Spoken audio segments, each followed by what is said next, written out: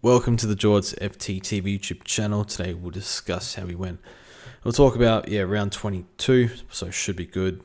And this week 2,337 and rank 293, which is nice. Had a few bad weeks, but it's for me it's about the highly owned guys that don't kill us, that we don't have. So Holmes not that good. Grundy finally. It's been too long since Grundy put in a non-nuclear score, but no Grundy, no Mills, no Holmes. Anderson was poor. Who else? There's some others in there. Darcy saved his score with a nice mark at the end, but he wasn't tracking that good. But even him scoring 90, like he's been going 120s lately, so a bit of relief for the team, which was good. And we completely butchered a loophole, so lost 43 points. Because we played Merritt over McCarthy. Why would you play a guy who's played 6 games on field over 4-time All-Australian, 6-time best and fairest, whatever it is? Why? Well, I thought that I couldn't loop because my loopholes are so bad. I got 3 Essendon players and they play first every week. Again this week and again the next week. I don't know what I was doing. But I needed to pay up for a loophole or go the Carlton one. I don't know why we didn't go the Carlton one. But it's getting tagged by Mullen. He did alright. I watched him last time against Mullen. He actually did alright, but it was a really hard fought one, and I saw Essendon bad at the moment with injuries and stuff, and it's a bit worried, so here's what it is. It's all good. But I had a bad feeling as well. Like, I hate benching. Like, benching premiums, has this ever worked, honestly? I'm pretty sure I've done it maybe 2 or 3 times over the past few years, and it has not worked. So I know a few people like benched Caleb Daniel last week at 140. I know old Pete's in Discord, he benched Riley Thilthorpe in the wet and scored 160. So it's a stupid game sometimes, but Defense was good, so it's good to have the Saints boys. It was looking like a chance that I wasn't going to get either. Unfortunately, Sinclair had a few bad ones, and then Nass moved up the ground, and then Sinclair plus a fixture, so just went nuts. So to just get Sinclair at the death, I think he's given us like 1 or 2. I think a 130 and a 120 or something, so it's good. We also had McKercher too down here, so he must be They're all sort of low 500s, but you know what? Josh Dacos can go on flex. Look, this defense is really good, I think. I'm very happy with that. It's just missing Holmes. That's about it. So, very happy. And, Nass is good to watch. Like, you watch a St Kilda game, all right, we'll watch Nasiah play. It's sort of getting to that point, so come to Crom, Nass, maybe, please. That'd be good. But at the same time, like, I see the pain on the Saints fans and the lack of premierships and all the rebuilds and failed draft picks and stuff. You kind of want you want it to work out for that club. Because I've always liked St Kilda. I liked the Ross Lyon era from like 2009, 2010 sort of era. That was like lots of fun plays to watch, like Goddard and Hayes and Rewalt and stuff. Milne was good. I did like the Saints since that era, so for that, hopefully he stays. But 660k, been unbelievable. He gets fed the ball non-stop. Didn't score that well in the midfield early, but went into the back line and just took over, as he does. And Whitford's been okay. I think what have we had him for, 5 weeks? I always forget where the 3-5 run average. He's given us like 108-ish, so I'm happy with that. Colby's been good. He had a tag game and then another bad game. He's got Richmond as well. Been a brilliant trade-in for those that went there. Got him here. Very happy. 2 bad ones is what it is. Shees was in the midfield, which is good, I think. I didn't watch the game, but I know he's been in the midfield the last few weeks. Geordie Clark, he's fine. Down to 105 average. Like, this has been perfectly fine starting pick. I would have said maybe 105 to 107 for Clark, or 105 to like 108 maybe, and that's what we've got. Midfield, Dacos playing a little bit sore. Can't bench him. 660k for God's sake. Bond's back up to 700. He's got West Coast, so I think we captain him. Captains are interesting this week because, yeah, we'll get to that soon. Finally got to bounce back from Sarong as well. So, yeah, it's one of those things where, yeah, our round rank was really good because Sarong has a few down ones. He gets to bounce back, whereas, I feel like Noah Anderson's been putting 40 on him a week, and all of a sudden he's put 80 on the other way, so it's just good. And he's sort of just going like these low tons. It's fine. I'm happy with him as a starting pick, but yeah, it's good to own Max Gorn. I was watching this game, watching Max Gorn clunk mark after mark in like a 5-minute patch, and how can you anti-pod this? It's a horrible experience. And Rowan, very happy with the Rowan trade-in. He's been good for the price. I think we paid $550. There, we could have timed it a bit better, but like this is fine. And he's been playing with Max Heath a bit too. He got subbed out, so it's all good. Myers has been quite good. I think we've had him for 4 weeks, and we've got 2 90s and 2 110s, so very happy with that. Sydney SCG, tough game. That might be I don't know if they win that. Sydney is sort of upsetting. Like, they're a threat to everyone. I think they beat Freo, beat Brisbane, so I think they're a top 8 team. They just didn't put the wins on the board, so they're not, but they're playing like one. Rankin was good. Oh my goodness. I shouldn't complain about Knicks. We're top of the ladder, for goodness sake, but man, he has to play midfield. I think the start of the year, he was like, Matt Crouch didn't play much this year, but pre-bye, he led our contested possession count, and he got moved forward, and it's good. It was fine. We got through a patch there, but all of a sudden, we're getting flogs and clearances every week.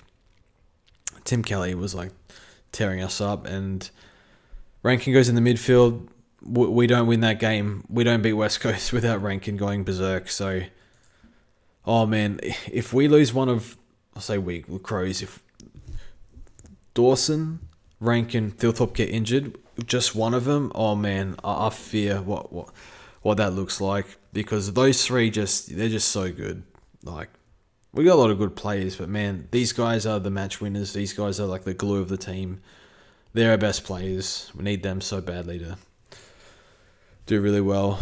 So, yeah, I think Rankin's got to be in the midfield now for the rest of the year. I know Rochelle's out, but it's good for SuperCoach because it took Nick's way too long to realise that. Like, Peatling and Berry, they don't find enough of the ball, and like they're okay inside mids, but they're not. Like, whips are cracking. If we're up against a good midfield, I want Dawson, Rankin, Saligo, maybe Matt Crouch too. I don't mind because he can actually win clearances in the midfield. But yeah, McRae was solid. Krista's just feel like he's gone poorly lately. No, he's fine. Yeah, maybe more forward. How are we looking for Krista? Yeah, same role but new coach. So he's been kicked out of the midfield. Poor first half, but that's alright. So, yeah, he's just averaged the... So, Petrarca priced it at 95. Do you probably next year, 96. Do you start that? Probably. I wonder if they do anything with him in terms of trade. Chad, yeah, we actually had a loop, which was good, so... oh, shit. I don't think we have a loop this week. Campbell Gray plays later. Okay, Campbell Gray's our loop. That needs to come off like that, so... Yeah, that'll be a loop like that. And Josh Dacos, very frustrating. I mean, yeah, he's got a 200 to pull that score out of nowhere, but I don't think he's a winger. I mean, I don't think he's a halfback. Like, I think playing a bit of inside, bit of wing, I think he's his go. It's weird because like he's been good off halfback, but I feel like he gets a lot of the ball like hugging the boundary, and he's a really good kick, really good reliable kick out of defence. But I don't think he gets the ball in dangerous enough positions. But he does make the most of usually when he has it. So that makes sense. So yeah, I don't think he gets the ball in enough dangerous positions. A lot of like wrapping around and uncontested marks in non-dangerous spots behind the play. So This has not been a good trade-in. I think he's probably, thanks to this 200, I mean, it's been okay. Hopefully we get a bounce back. Next 2 fixtures, not too bad. Alright, captains this week. So we got Nas, although it's a short break, Nas and Rowan. So Rowan against, Goldstein. The Saints play Saturday. Oh, wait, this is not a 5-day break. They played Saturday. And they play Friday. No Thursday game this week. Which I don't mind. Like, I think having a spell from Thursday games is fine. So it's Nas or Rowan for sure. No, not touching anyone here. Although I should really give some respect to Dunkley. Or this midfield, I didn't really speak about midfield. Just spoke about the negatives. But yeah, Dunkley, didn't watch the game. But man, 160. Very happy I went Dunkley over Neil. Very lucky because I was very close to going. It was very much either way. But my gut said just the younger, more durable Dunkley, given Neil had a hammy last year. So yeah, it's little things like that actually came through. Dawson was good today as well, and Butter's always good. So Butter's got Cooper Lord tag this week, but we can't loophole, so that's fine. All right, so VC, I think we're going to go Rowan. It's hard, yeah, when you have a good ruck matchup, you just got a VC, and you got a ruckman that's good, that can score heavy. You got to do it. So Rowan's our VC. We'll pass on Nas reluctantly. Although Essendon give up a lot of uncontested ball, so I think I'll go Rowan. Yeah, not touching anyone here. No. Meek, how did Meek go against Gawn last time? Well, Gawn went 140 this year. Dawson, yeah. It's Bond versus West Coast, let's be real. Alright, it's Rowan into Bond, that's our VC and C. If I had Wanganeen Miller, I'd go there. You could even go Sinclair based on form. Definitely Bond. North, yeah, if you have, like, which North player?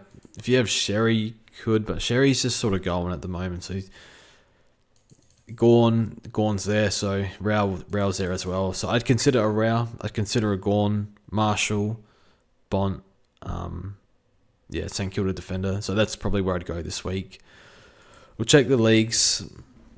Oh, my draft league. So I didn't play draft this week. I thought I kicked Eno out of the draft league, but it turns out he's got a second chance and I'm playing him. And I was talking a bit of shit because I thought I kicked him out and I haven't. So that could backfire. So I'm not fielding Hopper. I know Hopper's been rubbish lately.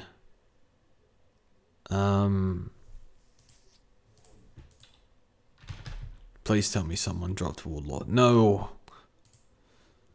We got to make some moves for matchups this week, which I have to think about draft. Leagues. So Regs League, total points. Oh, me and Josh are neck and neck. Yeah, it'll be close. We've got a thing where we did predictions in Discord, who finishes higher, and I'm up against Josh in that, so that could go either way. I think his team's slightly better though. Like he got Anderson this week. He doesn't have Merritt. I've got Merritt. Oh, I need McCarthy to come through. Mai's got a bad matchup too this week. They're just hopefully against top 100, but yeah, like this. I think this is probably the top league, so we're doing alright except for Griffey. All like respectable.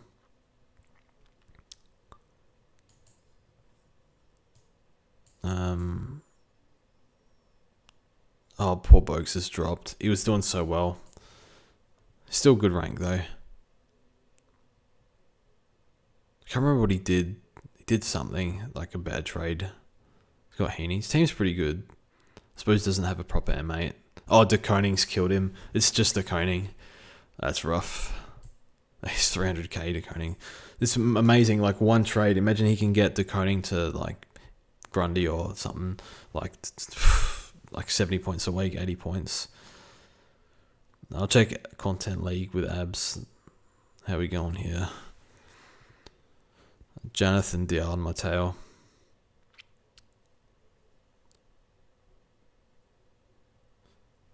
See how Jonathan's going. He doesn't have... Oh, he does have Nas. He got a good team. Kennedy's a good pod. Darcy. I didn't realise Thilthorpe scored 120 this week. That would have been a good trade-in. Yeah, Thilthorpe against Collingwood defenders, like Moore or Frampton, should be free. And then cash leagues, we won our cash leagues very comfortably. Last week we got smashed, so it is what it is. Alright, so this is who we're up against. Liberpod, interesting. He's got merit. He can he get McCarthy into the midfield? Yeah, he can. No, he can't. He's got 4 mids with no DBP. Interesting. I don't think he can. No. Meek, interesting pod. We got Rowan against Essendon. And he doesn't have Nas, so we're going to need though. He's got Rao though. I think this will be a close one. He's playing with 22 unless he's got trades. And then the other one... Windy Hill. This is a bloody Grundy Jackson. Gone. Owner.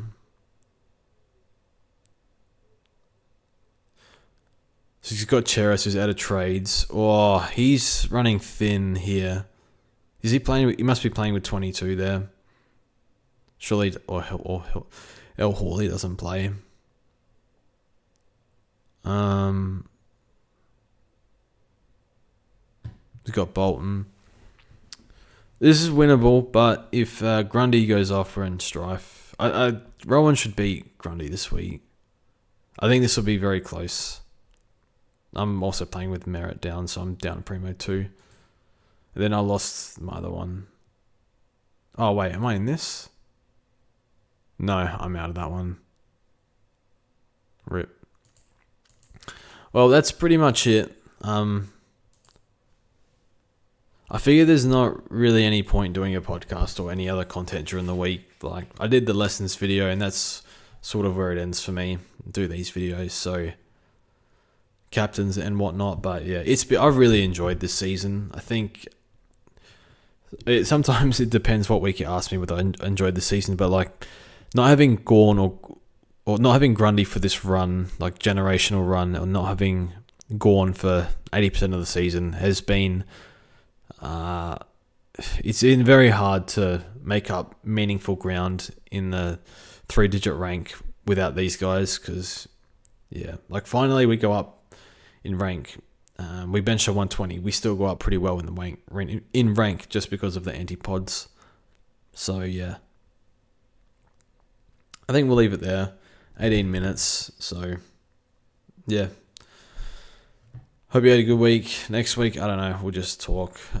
If you have any movie or TV recommendations, let me know. I'll mention that again next video at the start, because I don't know, I feel like getting into some shows and stuff. So I watched Sonic this weekend, and yeah, I just love the Sonic franchise growing up, so that was kind of fun. Sonic 2, so I'll watch Sonic 3 tomorrow, I think. Fun times. Thanks for watching, and we'll see you guys in the next one.